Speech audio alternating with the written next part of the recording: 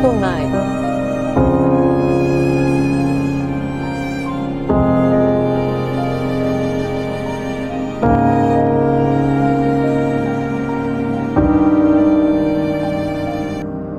আমিও তো একদিন মারা যাব না? আমাকে কি কবর দিবে?